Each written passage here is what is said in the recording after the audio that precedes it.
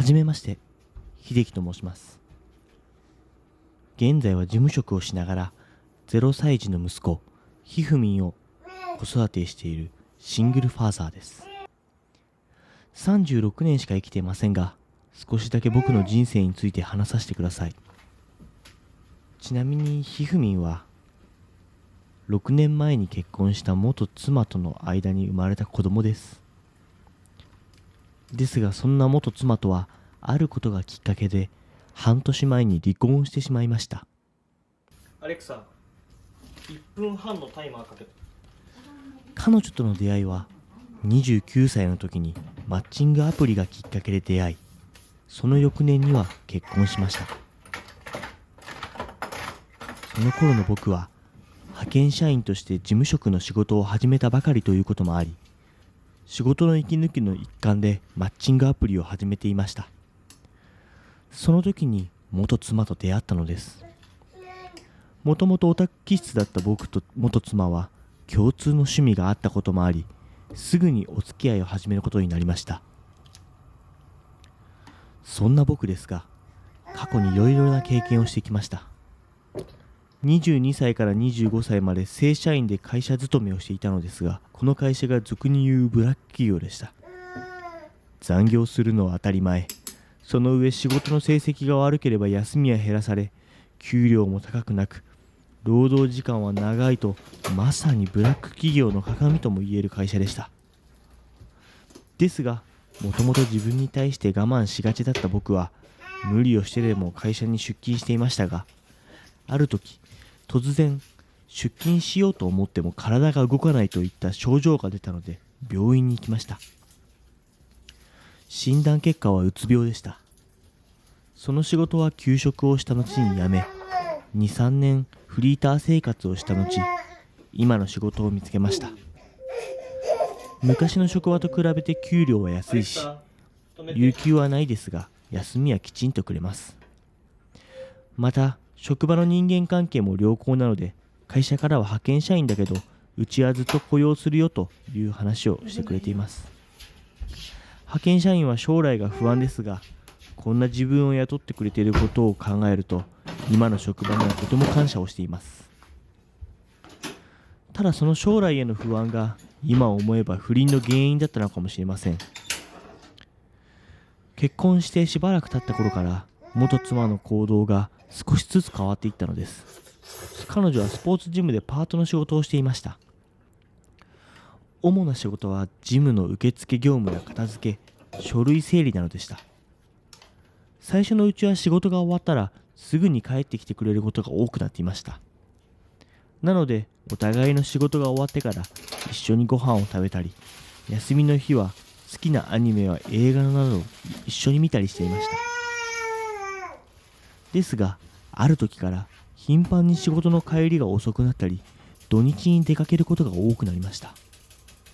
元妻に何気なく尋ねてみると、同じ仕事のパート仲間の女性と仲良くなったからと言われました。私は妻も問題なく仕事ができているのだと安心したので、特に何も言うことはしなかったのです。結婚して5年が経った頃、僕と元妻のもとにある知らせが届きました。元妻がついに子供を妊娠したのです。周りの友人たちと比べて遅めではありましたが、新しい家族ができるという喜びに私は浸っていました。元妻もその報告を聞いて嬉しそうな笑顔を見せていました。今となってはその笑顔のうちに何を思っていたのかが気になります。妊娠報告を受けてからしばらくしたクリスマスのことでした。たまたま仕事から帰ってきたある日、いつもより豪華な食事を作ろうと張り切って準備をしていた元妻から、自分のスマホを取ってほしいと言われたので、何気なくスマホを取った時のことでした。ピロンという通知音。スマホの画面を見ると、よくある SNS のメッセージ通知でした。ですが、私はこのメッセージ通知を見たときに自分の目を疑ったのです。その頃、年末ということもあり、仕事も繁忙期だったので、疲れで見間違えたのかと思い、もう一度見ました。ですがその画面に映っていた内容は変わりませんでした。そこにあったのは知らない男の名前と次の土曜日、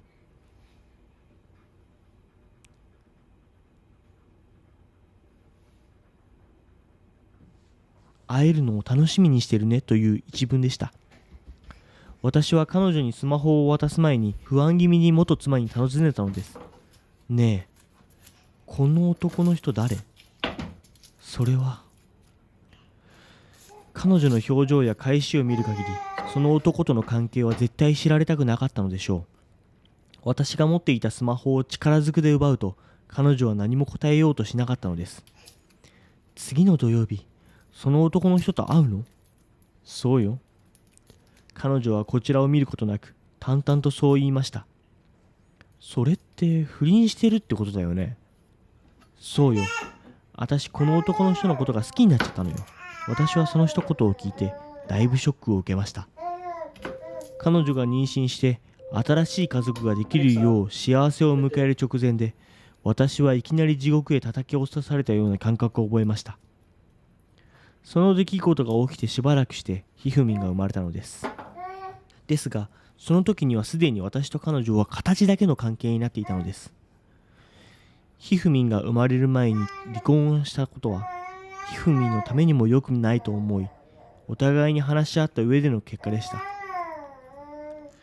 そうしてそこから離婚に向けて裁判が始まりました。彼女は罪悪感を持っていて、相手の男性から強く迫られて関係を持ってしまったと言っていました。ですが彼女の話を聞きたくないのと、彼女に対して信頼がなくなっていたので本当だとは思えませんでした。裁判が進んでいくうちに話はひふみんの親権についてとなりました。私は自分自身に今回の件で落ち度はないと感じていたのと、自分の子供としてこの世に生を受けてくれたひふみんを守り育てる使命があると感じていたので、親権は自分にあると主張しました。彼女はそのことに関して何も反論することはありませんでした。その頃の元妻の表情は、早くこの裁判から解放されたいといった、そんな気持ちを抱えているような表情をしていました。出産から2ヶ月後、裁判の結果がまとまり、離婚は成立し、ひふみんの親権は僕が得ることになりました。そこから彼女が家を出ていくことになり、今は元妻のいない家でひふみんと2人暮らしをしています。最初は育児と仕事の両立ができるか不安でした。ですが、この話を聞いた近所に住んでいる実家の両親が育児の手伝いをしてくれました。なので、私は不安になることはなく仕事に専念することができました。あとはその実家に親戚の7歳と5歳の子が住んでいるので、実家の両親と一緒に面倒を見てくれています。話を聞く限り本当の兄弟のようにいつも遊んでくれているとのことだったので安心しています。今年のクリスマスも実家で両親やその親戚の子たちと過ごす予定でいます。離婚して半年が経ちますが、今はいろんな経験したこともあって気持ちの整理はつきました。ですが最初の頃はなんで不倫されたんだろうとか、離婚してひふみにとって片親になってしまったことに対する罪悪感などで押しつぶされそうな時もありました。ですがそれを受け止めた上でひふみんを守るために立派な父親になりたいというのが今の僕の目標です。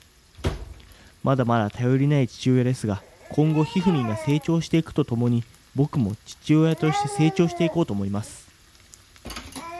最後に不倫をされて離婚をしてシングルファザーになった方へ僕からアドバイスを送りたいと思います。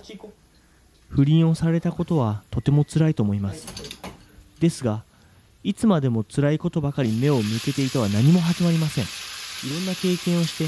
子供に伝えられることを全部伝えてあげることが大切だと思います。あとは不倫がきっかけで離婚した人たちの姿や話を聞くと胸が痛いので、そんなことにならないように日頃から夫婦関係を保つための行動をすることが大切だと思います。今回の動画を見て何か得ることがあったり励みになったという方は高評価を、今後僕の Vlog が気になるという方はぜひチャンネル登録をお願いします。また何か質問があればコメント欄までお願いします。それではご視聴いただきありがとうございました。